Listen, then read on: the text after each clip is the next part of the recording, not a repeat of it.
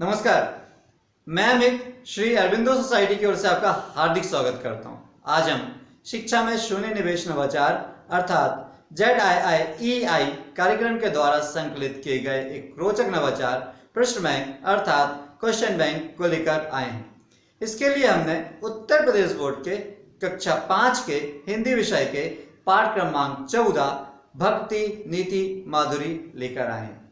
इसके लिए महान 3 कवि रसखान, मीरा, तुलसी जी की चौपाइयाँ, दोहे और कविताओं के ऊपर आधारित है। तो आइए देखते हैं हम कि किस प्रकार से इस नवाचार प्रश्न बैंक का उपयोग हम यह पाठ भक्ति नीति माधुरी समझने के लिए करते हैं।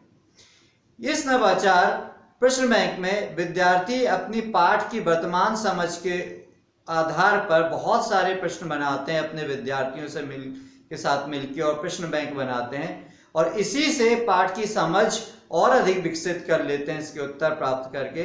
और यही इस नवाचार की मुख्य विशेषता या नवीनता कहलाती है। चलिए देखते हैं कि किस प्रकार से हम इस नवाचार का क्रियान्वयन अपनी कक्षा में कर सकते हैं।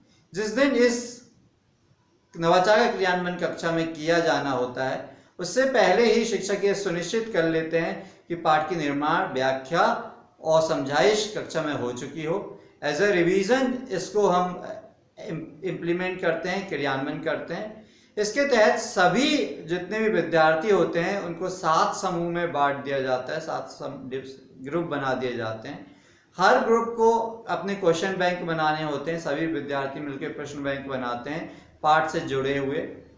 ये जो प्रश्न होते हैं ये लघुत्तरीय, अति लघुत्तरीय और दीर्घोत्तरीय हो सकते हैं। जब 7 क्वेश्चन बैंक मिलके बन के तैयार हो जाते हैं तो आपस में विद्यार्थी ये क्वेश्चन बैंक की अदला बदली कर देते हैं, एक्सचेंज कर देते हैं। इससे हर विद्यार्थी के पास हर प्रकार के क्वेश्चन आ जाते हैं। फिर शिक्षक इन प्रश्नों के आंसर लिखवा देते हैं। उदाहरण के तौर पे हम देख सकते हैं कि कैसे प्रश्न लिख सकते हैं विद्यार्थी इस प्रश्न बैंक में। जैसे कछोटी का क्या अर्थ होता है? कछोटी का अर्थ लंगोटी होता है। मानस क्या है? मानस मतलब रामचरित मानस है।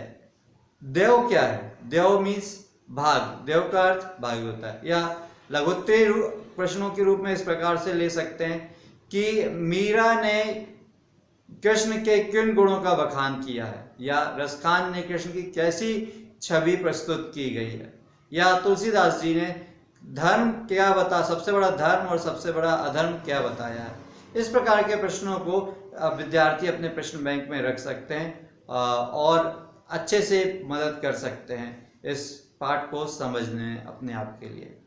अब हम ये और चीज देखते हैं कि इस पाठ में बदलाया गया। इस पाठ में ब्रजभाषा, तद्भव शब्द, तत्सम शब्द, तद्भव शब्द आदि के बारे में बतलाया गया है।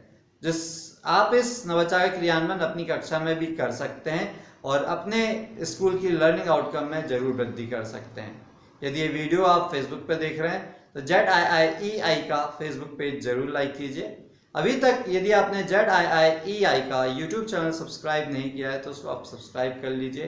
नीचे डिस्क्रिप्शन पे इनोवेटिव पाठशाला मोबाइल ऐप का लिंक मौजूद है, जिससे आप डाउनलोड करके इसी प्रकार के रोचक, मनोरंजक, ज्ञानवर्धक नवाचार प्राप्त कर सकते हैं और अपने स्कूल का लर्निंग आउटकम में वृद्धि कर सकते हैं। वीडियो देखने के लिए बहुत बहुत धन्यवाद। नमस्कार।